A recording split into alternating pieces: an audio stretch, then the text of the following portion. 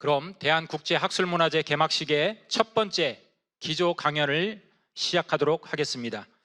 최근 전라도와 경상도 지자체 중에 일부가 일본 서기에만 등장하는 임나 지명을 해당 지자체의 가야 지역명으로 유네스코에 등재하는 것을 추진하고 있다고 합니다. 현장 실사만 지금 남아있는 상태라고 하는데요. 오늘 첫 번째 기조 강연은 가야사와 임나사라는 주제로 한가람 역사문화연구소의 이덕일 소장님을 모시고 말씀을 청해 듣도록 하겠습니다. 큰 박수로 모셔주시기 바랍니다. 여기가 다 아시다시피 백범 기념관이죠.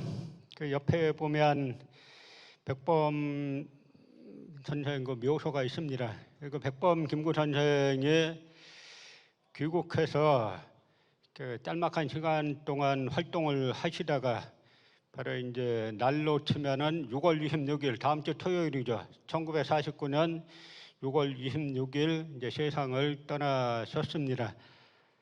그런데 이 백범 선생이 살아생전에 귀국해서 가장 잘한 일로 삼으신 게 있어요. 그게 뭐냐면 여기 효창공원 바로 옆에 324 묘역이 있죠.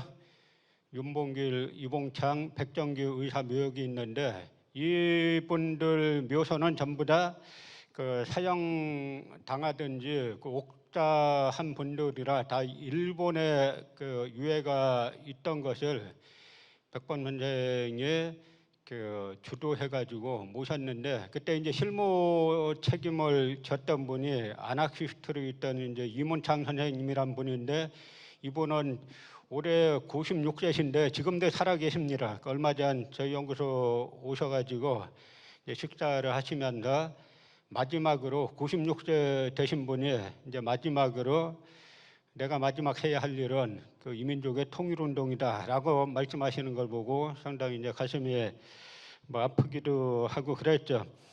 그런데 이 시점에서 저희가 생각해야 할 것은 뭐냐면 예를 들어서 이제 백범 김구 선생이 주도하던 당이 한국독립당이죠. 그리고 한국독립당의 전신이 한국국민당이라고 있습니다. 이 한국국민당을 보면은 한국국민당에서 한민이라는 잡지하고 한청이라는 잡지를 냈는데 한민이라는 잡지에 가끔 역사 이야기가 꽤 실렸어요. 그 역사 이야기를 보면은 지금 전하 여러분들이 주장하시는 역사하고 똑같은 게 실렸어요. 그 한국 그 국민당은 그 1935년경에 만들어진 그런 정당인데요. 이 당시 중국 각지를 전전하면서 만든 그 잡지에 실린 책의 내용들이 역사 내용들이 지금 우리가 주장하고 있는 바하고 똑같습니다. 이 말은 다시 말씀드리면 뭐냐면 만약 우리나라가 해방 이후에 백범 김구 선생이 주도했던 한국독립당이 만약에 집권을 했다면 그 프랑스 같이 프랑스는 나치에 맞서서 좌파 레지스탕스 활동했던 그 독립운동가들이 레지스탕스들이 사회당을 만들고 그다음에 우파 레지스탕스들이 인민전선을 만들어 가지고 그 나치를 철저하게 숙청했죠. 그 토대 위에서 서로가 그 여야를 이뤘기 때문에 프랑스는 소위 말하는 똘레랑스가 되는 겁니다. 근데 우리나라는 뭐 좌파들은 말할 것도 없고 그 한국 독립당 세력까지 전부 다 제거가 된 다음에 서로 친일파들끼리 모여가지고 여야를 이뤘습니다. 그게 지금까지 이렇게 내려오고 있는 거죠. 그러니까 저희가 다 역사운동 하는 분들이 지난 그 정권 교체되고 했을 때 뭔가 역사가 바뀔 것으로 생각했었죠. 저도 미심쩍었지만 일말의 기대를 가지고 있었습니다. 그러나 현실은 어떻습니까?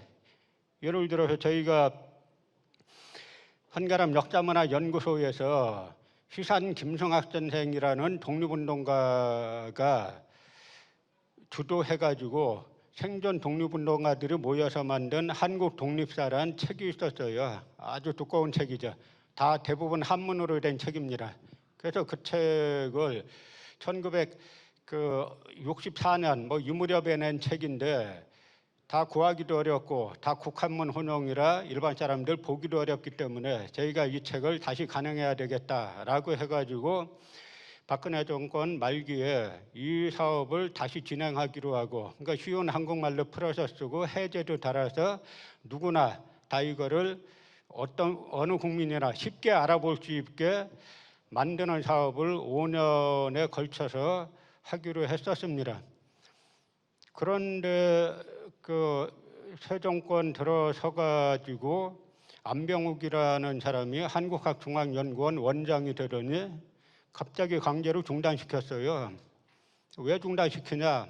이유도 없어요. 생존 독립운동가들이 피눈물로 쓴 한국 독립사를 재간행하는 것이 대한민국에 뭐가 해롭고 이 정권에 도대체 뭐가 해로워가지고 예산을 새로 달라는 것도 아니고 기존에 5년 예산 잡혀 있었던 거 집행하면 되는데 강제로 나서가지고 강제 중단시켰어요. 이것이 해방 이후에 친일 세력들이 정권 잡아서 독립운동가를 탄압하던 거하고 뭐가 다르냐 하는 이야기입니다. 또 우리 연구소에서 한국학중앙연구원에 하던 사업 중에 4권의 책을 또 강제로 중단시키고 출판 금지시켰죠.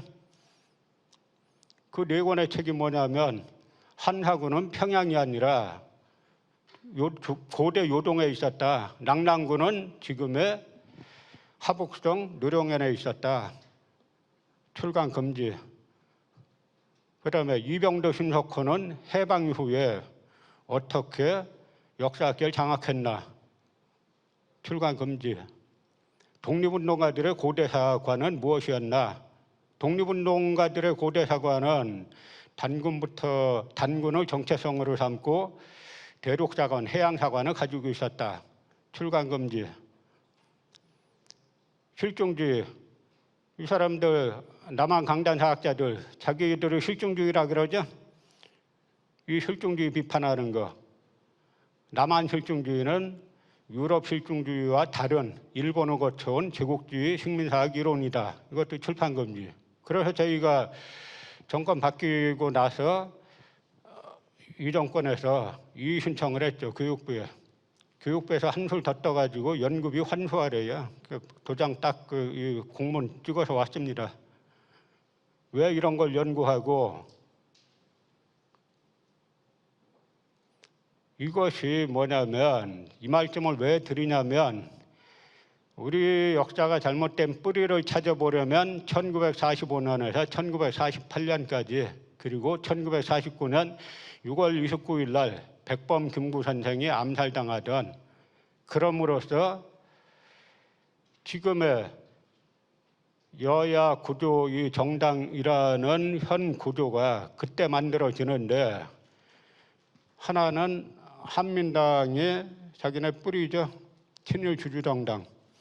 그러다 보니까 이게 뭔가 정권 바뀌면 될 것 같은데 안 바뀌는 구조가 바로 여기에 있는 겁니다. 이제는 우리가 이 구조 자체를 모르고 매일 이야기해봐야 바뀌는 게 없어요. 지금 정권 바뀐 지 4년 지났지 않습니까? 전 정권들은 이런 민족사 하는 사람들 탄압할 때 눈치라도 봤어요. 지금은 눈치도 안 보죠? 그 뿌리가 바로 1949년 6월 29일 날 백범 김구 선생이 암살당하고 그 다음에 서로 친일 세력들이 여야를 나누어서 계속 집권하는 이 뿌리에 있는 겁니다. 그러다 보니까 일제식민사학은 뭐 어느 정권이 들어서든지 간에 항상 주류예요. 정권이 바뀌면 뭔가 역사가 바뀌겠거니 많이 했죠. 그런데 전혀 바뀌지 않죠. 그 뿌리를 알아야 됩니다. 그 뿌리가 바로 이 그 뿌리를 우리가 제대로 알고 대처하지 못하면 또 다음번에 또 똑같은 일이 또 발생하는 겁니다. 그러다가 이 역사가 진짜 사라질지도 모르는 거죠. 그러면 식민사관 아닌데 저는 식민사관 하면 일단 설명하기가 힘들죠. 간단하게 하려면 그냥 조선총독부 역사관 하면 됩니다. 이 조선총독부 역사관 크게 보면 세 개예요. 뭐 여러 가지로 설명할 수 있지만 크게 나누면은 세 가지인데, 하나는 일단 단군을 부인하는 거죠. 두 번째는 한사군이 한반도에 있었다라고 주장하는 겁니다. 중국 사료도 보면 한사군이 다 고대 요동에 있었다 그러고, 고대 요동은 지금 요동이 아니라 지금의 하북성 일대로 고대 요동이라고 하는 겁니다. 또 하나는 임나일본부설인데요. 임나일본부설의 핵심은 뭐냐면 4세기 말부터 6세기 말까지 가야를 고대 야마도회가 점령했다, 이 이야기입니다. 오늘 제가 들을 말씀은 이 세 번째, 이제 임나일본부설의 핵심으로 말씀드리려고 하는 건데요. 먼저 남한의 이 식민사학자들, 강단사학자들, 이 사람들 말은 항상 서론과 본론이 달라요. 항상 총론과 본론이 다릅니다. 총론에서 뭐라 그래요? 우리는 임나일본부설을 극복했다, 항상 이렇게 말하죠. 우리는 식민사학을 극복했다, 항상 이렇게 말해요. 막상 본론에 들어가 보면, 강론에 들어가 보면 어떻습니까? 그냥 식민사학 그대로 되풀이하는 거죠. 임나일본부설도 마찬가지예요. 임나일본부설 극복했다 얘기합니다. 그럼 임나일본부설의 핵심이 뭐냐? 고대 야마도회가 369년에 가야를 점령해서 임나일본부를 설치하다가 562년까지 다스렸다는 겁니다. 가야가 임나라는 거예요. 그러면 임나일본부설을 극복했다라고 말하려면 딱 한마디 하면 돼요. 가야는 임나가 아니다, 딱 이렇게 말하면 됩니다. 그런데 가야는 임나다 이거예요. 그러면서 극복했다는 겁니다. 반면에 우리가 북한에 대해서 이런저런 이야기를 많이 하는데, 물론 지금의 북한의 정치체제를 우리가 좋다라고 말할 수는 없죠. 그것과는 별개로 역사관에서는 어떤가? 북한에서는 임나일본부 뭐 극복했다 그런 말 자체도 안 해요. 그냥 임나일본부는 한반도에 없었다. 그래서 임나는 뭐냐? 가야계가 일본 열도에 진출해서 세운 소국이다, 소국 분국이다. 이걸 갖다 분국론이라 그러죠. 간단히 이해가 되죠? 임나가 뭐냐? 가야계가 일본 열도에 진출해서 세운 소국 분국이라는 거예요.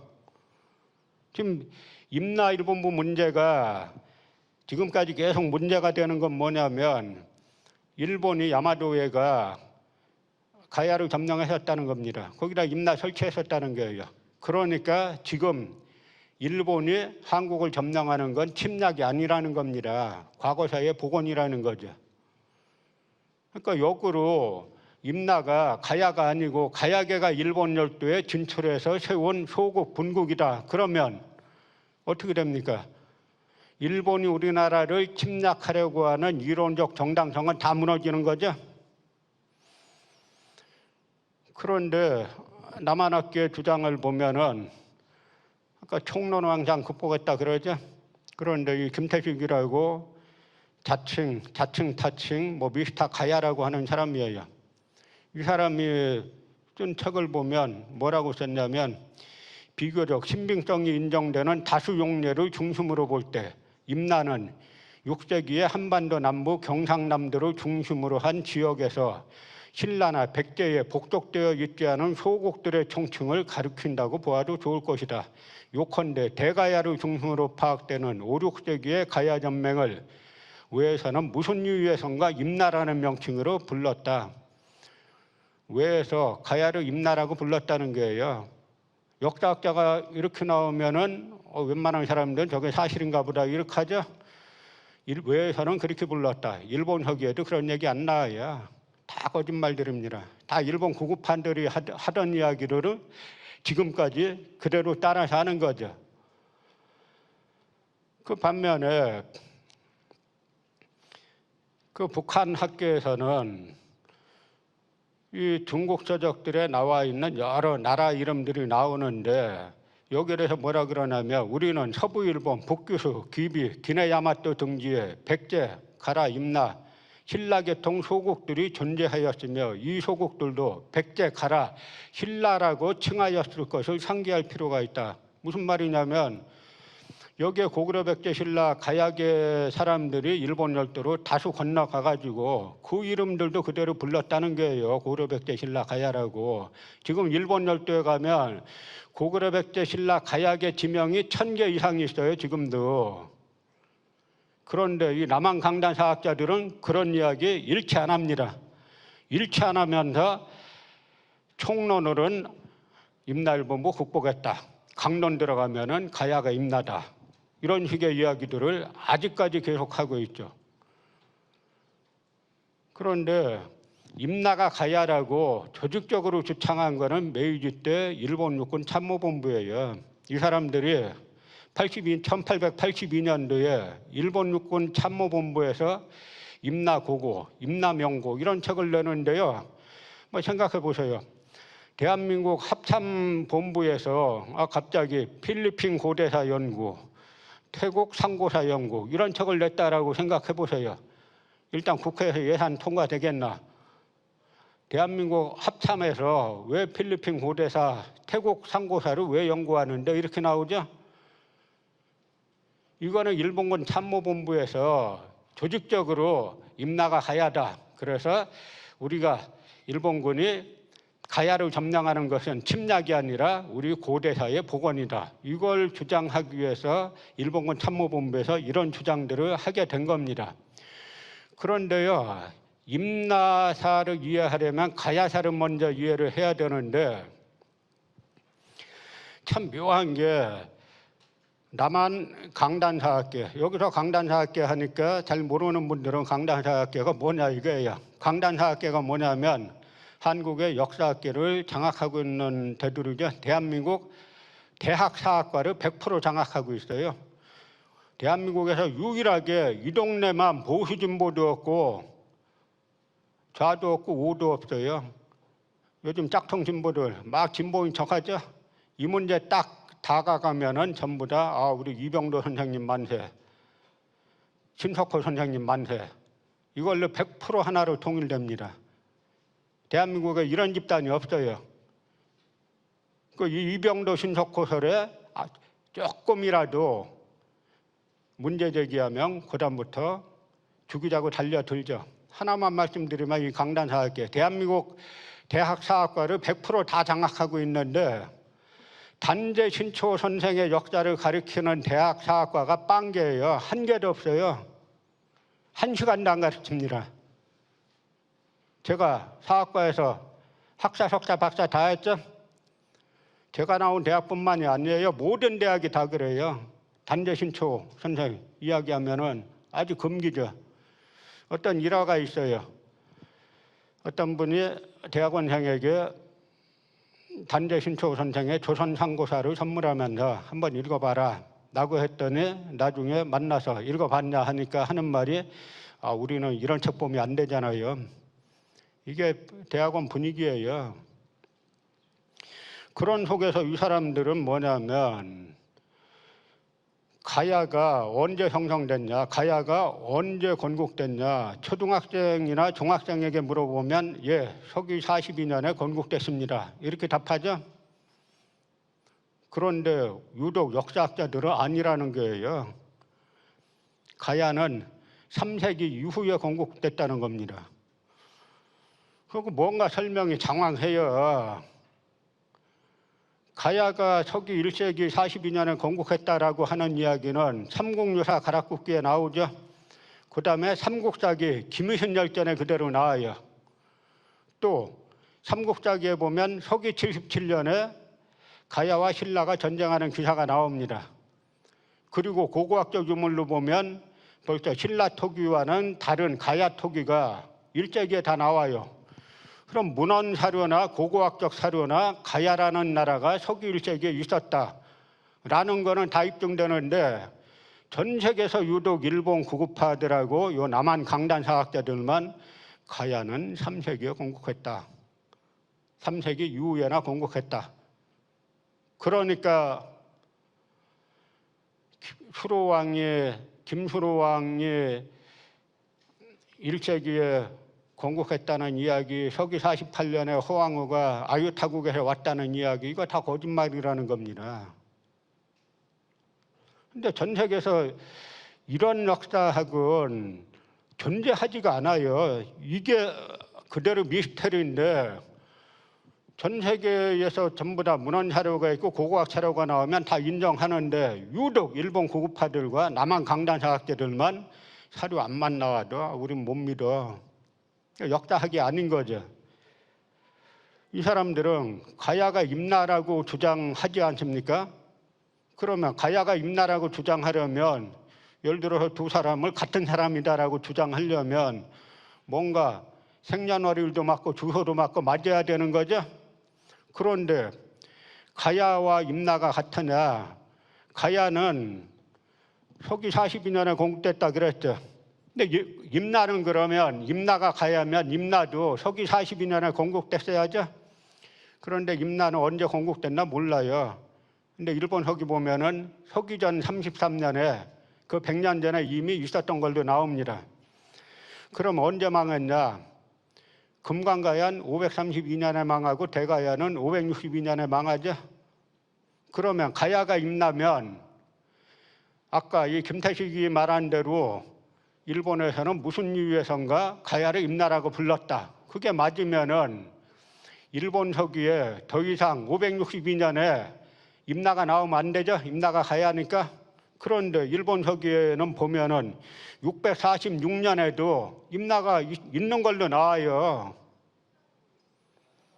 그 다음에 개국시조 금강가야는 김수로왕으로 나오고 대가야는 이진화시왕으로 나오죠. 만국시조도 다 나와요.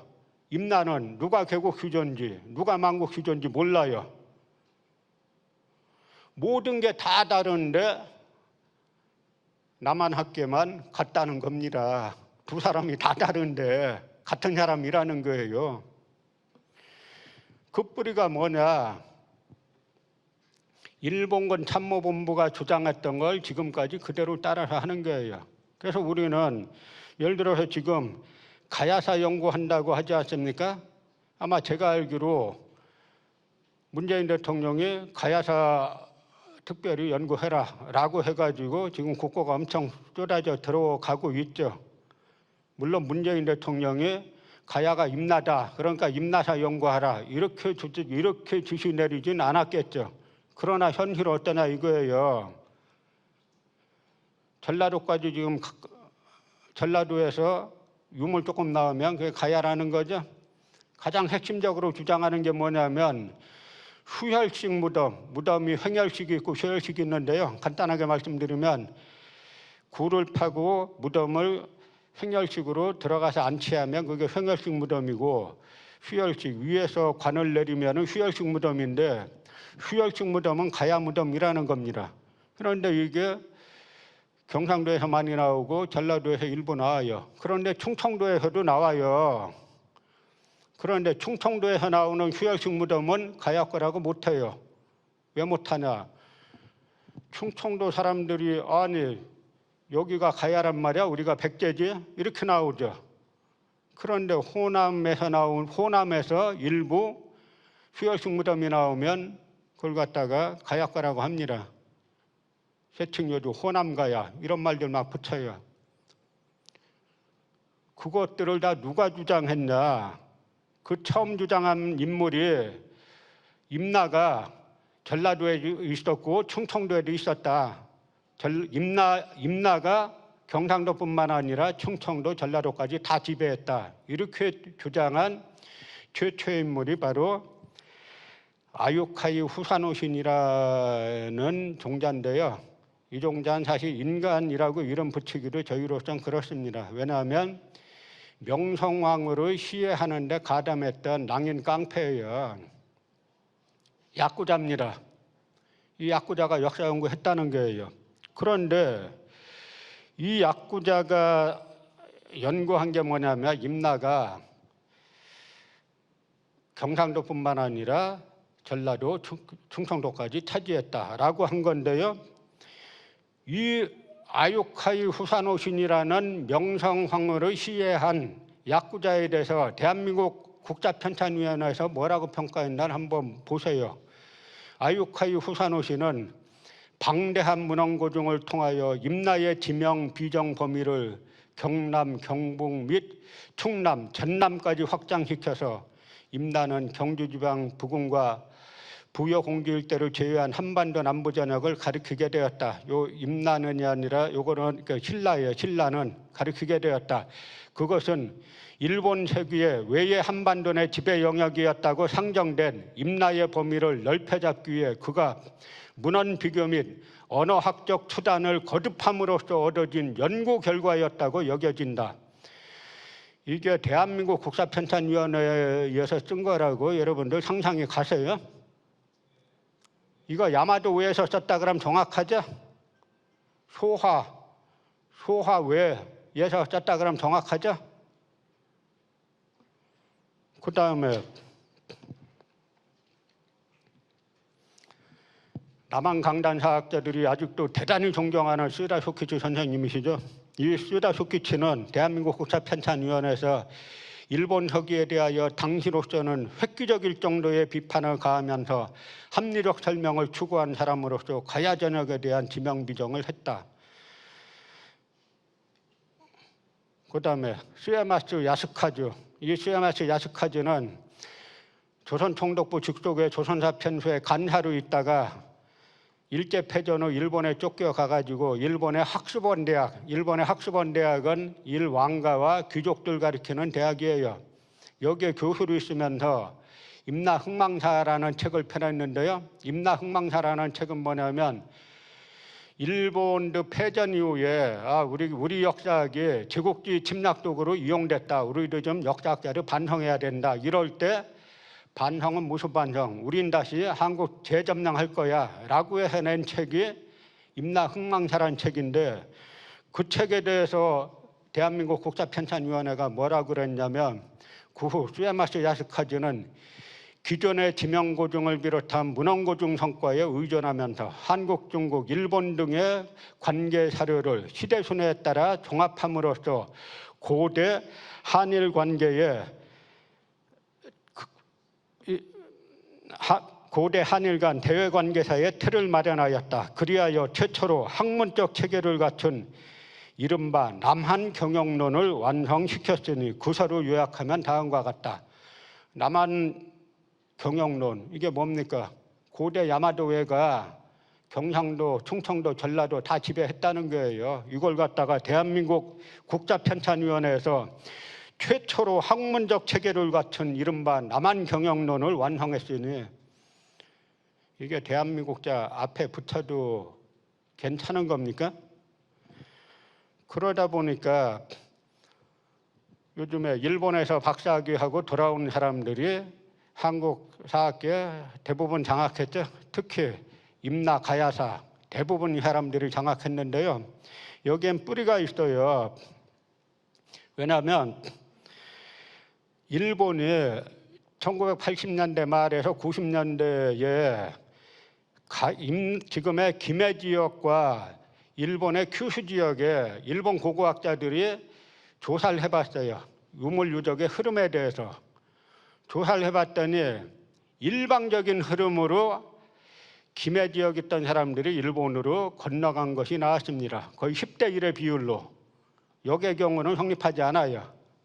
그러니까 임나일본부설은 고고학적으로도 성립되지 않는다. 일본 고고학자들이 입증했어요. 그러니까 일본 고급파들이 급해졌습니다. 그래서 전략을 바꾼 게 한국의 남한의 대학원생들을 불러들이고 대학 교수들을 불러들여서 대학 교수들은 막대한 연구비를 주고 제가 얼마 전에 어떤 분을 만났는데 사사카와 재단 여기에서 지금 한국에 사무실이 있죠. 사사카와 재단 여기에서 저기 1년 와서 해주면은 한 달에 200만 원씩 주겠다 그랬다는 거예요. 한 달에 2,200만 원씩 주겠다. 그런 식으로 교수를 불러들이고 대학원생들 불러들여서 이 사람들 학위 준 다음에 국내 들어와 가지고 다 자리를 잡았어요. 그러니까 외피는 한국인들이 임나는 가야다 이렇게 주장하기 시작한 겁니다. 이게 훨씬 더 잘 먹혔죠. 이 김영구 고려대 명예교수라는 사람이 임날본부서로 허구인가라는 책에서 뭐라고 주장했냐면 한국 학계에서 사용하고 있는 임나일본부라는 용어보다는 한반도 남부 지배라는 본질을 담고 있는 일본 학계의 이른바 남선 경영론이 더 타당하지 않을까 생각한다. 조금 아까 우리가 찾아본 대한민국 국사편찬위원회 뭐라 그랬어요? 남한 경영론 이렇게 썼죠? 이걸 갖다가 이 사람은 원래 이제 남한 경영론이 아니라 남산 경영론 이렇게 쓴 겁니다. 세마스는. 그러나 남산 경영론은 남조선 경영론을 줄임말로 현재 한국에서 사용하는 용어와는 거리가 멀다. 따라서 남조선 경영론을 현재 한국에서 사용하는 용어로 바꾼다면 한반도 남부 경영론 정도가 타당하다고 생각한다. 다 일본에서 유학한 사람들이 학위 받은 사람들이 와가지고 시에마스 야스카즈가 주장한 남조선 경영론 이걸 갖다 대한민국 국사편찬위원회는 남한 경영론 이렇게 부르고 이 사람은 김영구라는 사람은 한반도 남부 경영론 이렇게 불러요. 한반도 남부를 전부 다 야마도해가 지배했다는 겁니다. 그런데 요즘 유물안만 찾아봐도 안 나와요.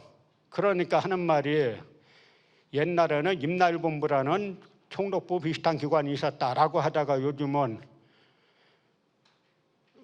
그 당시에 외에 교육기관이 있었다 또는 그 외교기관이 있었다 이런 식으로 말을 살살 돌리면서 어떤 형태로든 고대 가야를 외인들이 지배했다 이걸 계속 주장하고 있는데요.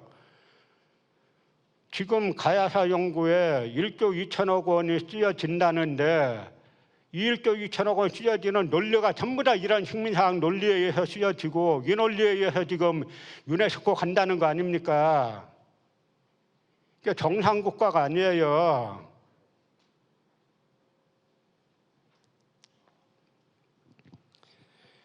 그런데 이 사람들 논리는 여러분 여기 오실 정도 분들이면은 이제 역사 좀 아시죠? 역사 좀 아시는 분들은 이 사람들 이 주장하는 사람들 저희가 학술 토론하자라고 하면 절대 안 나오죠? 절대 안 나와요. 자기들끼리만 주장하지. 그런데 이 사람들 주장의 논리가 뭐냐면 야마도 일본 열도에는 6세기 중엽까지 국가 자체가 없었어요. 나라 자체가 없었습니다. 왜냐하면 가야계가 처음 진출해서 시작했다가 5세기 무렵 가면 백제계가 주도하는 거예요. 국가가 아니야. 다 가야계 백제계의 분국들이지. 그런데 이 사람들은 야마도해가 국가는 아니었을지 몰라도 왜 국가였냐 아니었냐 주장이 중요하냐면 철을 생산할 수 있었냐 없었냐 이게 중요한 겁니다. 일본 열도에는 6세기 중반까지 철 생산 흔적이 없어요. 철을 안 만들었어요. 못 만들었어요. 고대에 철을 못 만드는 나라가 고대 군사강국이다. 이 희한한 논리가 통하는 곳이 전 세계에서 일본 구급파하고 남한 강단사학 딱 이 두 동네예요. 그래서 김영구 씨가 쓴 책을 한번 읽어보면요. 당시 한반도에서는 고구려 백제 신라가 서로 자국주도의 통일을 이루기 위해서 이전투구를 전개하고 있었다. 이전투구가 뭡니까? 진흙탕에서 개들이 싸우는 걸 이전투구죠. 따라서 삼국은 모두 일본에 대해서 군사원조를 요청하거나 적어도 상대국에게 군사원조를 제공하지 못하도록 저지하기 위해서 노력하였다. 그러므로 삼국 중에서 어느 나라를 파트너로 삼을 것인가 하는 캐스팅 보드는 일본이 주고 있었다. 역사 우리나라 국민들의 역사에 대해서 이 강단사학자들이 전부 다 장악하고 있으니까 안 가르치죠. 이런 그야말로 동화 같은 이야기를 또 놓는 거예요. 고구려 백제 신라가 다 야마도에 가서 우리 편이 되달라고 빌었다는 거죠. 이건 김영구 씨 얘기고요. 서울대 지금 명예교수로 있는 노태돈 교수, 이분은 뭐라고 썼냐면 4세기 말 이래로 외의 세력 또는 외인들이 가야 지역에서 활동하였고 때로는 단기적인 군사활동을 한 경우도 있었다. 그러나 외국의 한반도 지역에 대한 영역 지배는 없었다. 이 사람들 책 가지고 논술 공부하면 다 빵점 맞아요. 왜냐하면 4세기 말 이래로 외 세력이 가야 지역에서 군사활동을 했다는 거예요. 그런데 영역 지배는 안 했다는 겁니다. 아니, 여러분 지금 세계 최강 미군이 북한 가서 군사활동할 수 있어요? 단기고 장기고. 중국이 여기 와서 군사활동할 수 있습니까? 군사활동한다는 건 뭐예요? 식민지란 이야기죠? 앞엔 식민지라고 써놓고 뒤에서는 딴 말하기 위해서 그러나 영역 지배는 없었다. 초등학생도 못할 얘기를 버젓이 하는 겁니다. 그러다 보니까 6세기 중엽까지 제철 기술도 없었잖아요. 그런데 군사 강국이라는 게 야마도 외가 그걸 어떻게 써놨냐면 이 김영구 씨라는 사람은 당시 외가 백제와의 관계에서 가장 필요로 하고 있었던 것이 철정, 덩이쇠를 비롯한 선진 문물이었다는 이야기가 된다. 따라서 백제에서 왕자 전지를 외의 인질로 파견한 것은 철정을 비롯한 선진 문물을 지속적으로 제공하겠다는 약속 이행을 보증하기 위한 것이 아니었는가 생각된다. 참 이런 글들 보면 참 이런 이야기들을 갖다가 써놓을 수 있다는 것도 놀라운 사실인데요. 이야기를 요즘 버전으로 바꾸면 뭐냐면 저기 아프리카 어느 국가가 뭐 핵무기도 없고 대륙간 탄도미사일도 없고 아무것도 없는데 하여간 군사 강국이라는 거예요. 그래서 미국이나 러시아, 중국이 그 나라에다가 부통령을 갖다 인질로 갖다 바치면서 우리가 핵 원료를 다 갖다 바치고 핵 기술자를 다 갖다 바칠 테니까 우리를 군사적으로 좀 지원해 주세요라고 했다는 이야기입니다. 이런 논리가 버젓이 통하는 나라가 한국 강단사학계예요. 일본서기란 책 있죠? 일본서기란 책은 먼저 연대도 안 맞아요. 그러니까 일본서기는 서기 720년에 편찬했는데 주로 백제계들이 편찬한 거예요. 근데 가장 큰 논리는 뭐냐면 야마도웨가 자기네 상국이었던 백제가 망했습니다. 그러니까 상국이었던 백제를 자기네 야마도웨의 제후국이었던 걸로 바꾸고 야마도웨가 상국이었던 걸로 바꿔가지고 편찬한 책이 720년에 쓴 일본 서기인데요. 뭐 일본 서기까지 설명하려면 많은 이제 설명 필요한데 어쨌든 그렇게 바꿔놓은 책이에요. 그런데 연대 자체가 안 맞아 일본 서기는. 예를 들어서 일본이란 나라는 야마도웨는 빨라야 3세기 후반에 가야계가 진출해서 야마도웨가 시작되는데 일본 서기는 서기 전 660년에 시작한 걸로 100년 정도 끌어올린 책이에요. 그러니까 여러분들이 예를 들어서 아버님의 일대기를 쓰는데 아버님 나이를 갖다가 뭐 85세에 돌아가셨는데 185세에 돌아가셨다 이렇게 설정하고 한번 일대기 쓴다고 생각해 보세요. 쉽겠나? 일단 조선시대부터 써야죠. 일본 서기가 그런 책이라 연대부터 안 맞아요. 그런데 여기에 대해서 대한민국 국민 세금으로 일본 서기 해제 3권을 냈죠. 서문에 뭐라고 써놨냐면 일본 서기의 진정한 가치는 일본 서기가 고대인들에 의해서 편찬된 고대의 서서라는 점에 있다. 삼국사기는 고려시대 즉 중세인의 시각에서 본 고대의 역사라고 할 수 있다. 일본 서기는 온통 거짓말인데 고대인들이 했으니까 믿을만하고 삼국사기는 공주무령왕릉에서 아시다시피 정확한 책인데 고려인이 썼기 때문에 믿을 수 없다. 이 얘기예요. 인제대 교수로 있던 이영식, 강만기를 교수하고 함께 진 우리 역사를 의심한다. 여기에서 뭐라고 써놨냐면 현대적 국가의식을 배제할 수 있는 방법은 오히려 일본 서기로 다시 돌아가는 일이다. 객관적인 사료 비판을 통해 관련 기술을 다시 보는 일이 무엇보다 중요하다. 그러나 우선은 일본 서기의 기록을 있는 그대로 보는 태도로 필요하다. 일본 서기를 보면 광개토 대왕이 야마도웨에 공납 바쳤다고 나와요. 광개토 대왕이 국가단위였던 야마도에 공납 바쳤다고 나오는데 그걸로 보자는 게예요. 그게 앞에다 현대적 국가의식을 배제할 수 있는 이 사람들 대한민국이란 말만 나오고 우리 민족이란 말만 나오면 지우기 위해서 광분하죠. 일본 서기의 기록을 있는 그대로 보면 고구려 백제 신라는 전부 다 야마도의 속국이에요. 이런 속에서 북한 학계에서 1963년에 김석형이라는 학자가 사만삼국의 일본 열도 분국절이란 논문을 발표해가지고 엄청난 충격을 줍니다. 일본 학계에. 일본인들도 자기네가 일본 서기 보면 도저히 믿을 수가 없어요.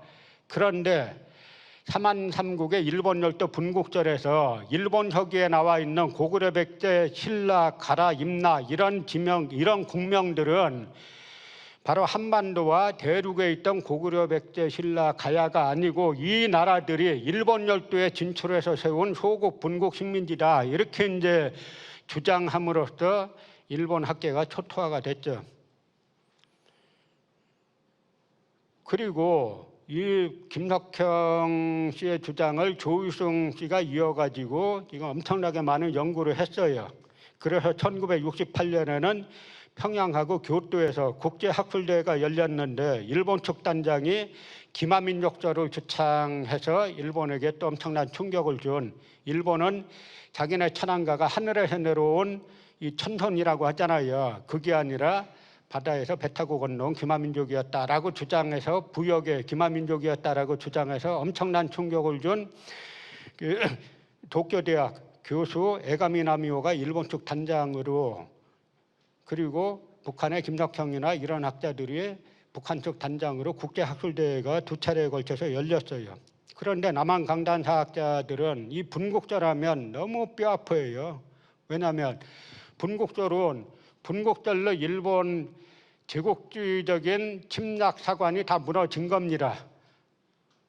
여기에 뼈아파요, 남한 학자들은. 그래서 뭐라 그러냐면 김태식, 아까 나왔던 미스타 가야사라는 김태식 교수는 김석형은 일본 서기를 비롯한 문헌 자료들을 이용할 때 거의 모든 자료를 무리하게 일본 열도에서의 사실로 억측함으로써 오히려 한반도 내 가야사를 포기한 결과를 초래하였다. 이게 여러분들 이 말을 이렇게 보시면은 이게 무슨 말인지 이해가 가세요? 지금 북한의 주장은 임나는 뭐냐면 가야계가 일본 열도에 진출해서 세운 소국이라는 겁니다. 그러면 한반도 내 가야사는 가야사대로 연구하면 되고 임나사는 뭡니까? 가야계의 일본 열도 진출사 이렇게 연구하면 되죠? 이게 왜 한반도 내 가야사 연구를 포기했다는 거예요. 또 이영식이라는 인제대 교수, 분국론은 일본 서기의 임나일본부에 관련되는 임나를 한반도가 아닌 일본 열도로 비정하였던 것이 치명적 약점이 된다. 임나는 한반도의 가야 지역을 가리키는 것이 분명하며 일본 열도의 어디를 가리키는 것이 아님을 알게 될 것이다. 지금 나도 그렇게 알고 싶게 좀 가르쳐 달라 이거예요. 기본이 뭡니까? 삼국사기는 삼국에 관한 역사죠. 일본 서기는 일본에 관한 역사예요.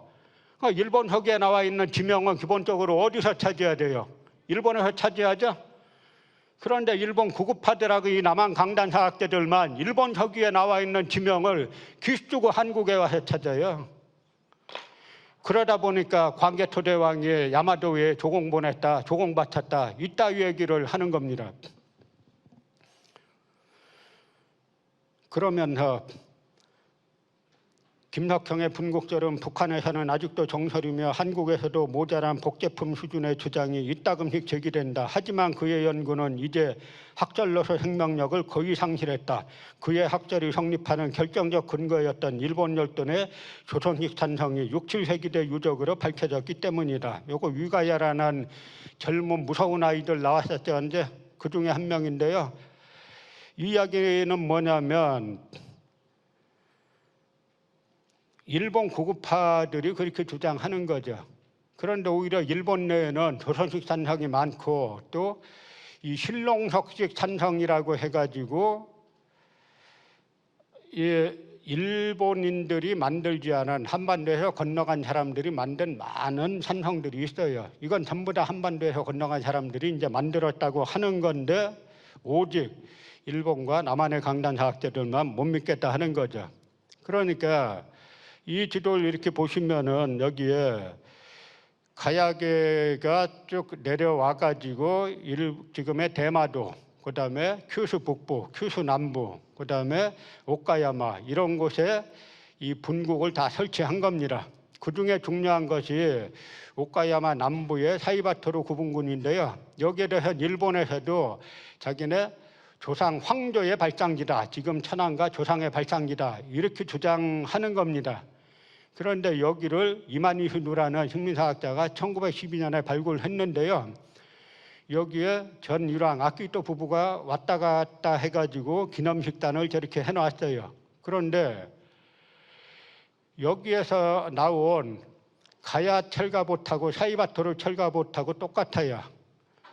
또 하나는 사이바토루에서 나온 일본에서 자기네 천황가의 조상이다, 뿌리다라고 하는 이 철모와 가야, 이 고령 지산동에서 나온 철모 똑같죠? 이걸 하나 보더라도 일본 천황가는 가야계가 건너가서 만들었다는 것이 유물로도 다 나오는 겁니다. 그 임나의 위치에 대해서는 지금 뭐 남한 그 강단 식민사학계는 가야다라고 주장하지만 민족사학계는 대마도로 보는 분들이 있고 큐슈로 보는 분들이 있고 일본의 오카야마로 보는 분들이 있는데요. 요거는 이제 북한학계는 오카야마로 보는데 그 오카야마로 보면서 그 오카야마를 보게 되면은 북쪽이 바다로 막혀 있고라고 하는 부분이 이제 문제가 되는데 고대에는 바다로 막혀 있었다라고 이제 하는 이야기고요. 그다음에 이쪽에 오카야마에 일본에서 네 번째로 큰 고분이 있어요. 그리고 이 가야계가 쌓은 산성이 지금도 해발 397m에 키노조성이라고 잘 남아 있는데 아직도 저 산 꼭대기에 저 우물이 흐르는 저러한 그 성들이 잘 남아 있고 이 판촉식인데요. 판촉은 흙을 갖다 이 싸가지고 돌처럼 만드는 그러한 산성 형태가 지금도 잘 남아 있는 겁니다. 그래서 이렇게 무수히 증거가 있음에도 불구하고 가야계가 일본 열도로 건너가서 쌓은 지명들이 대마도에도 수두룩하고 큐슈 북부에도 수두룩하고 큐슈 남부에도 수두룩하고 오카야마에도 많은데 이 수많은 유적들을 다 무시하고 임나는 가야다라고 주장하는 것이 남한 강단사학계의 형편이고요. 아까도 말씀하셨던 것처럼 국립중앙박물관에서 가야본성이란 전시회를 했는데 일본 고급화 내용 그대로 갖다가 했다가 많은 문제가 됐었죠. 그래서 결국은 저걸 갖다가 부산을 거쳐서 일본까지 가려고 하다가 결국은 일본은 못 가고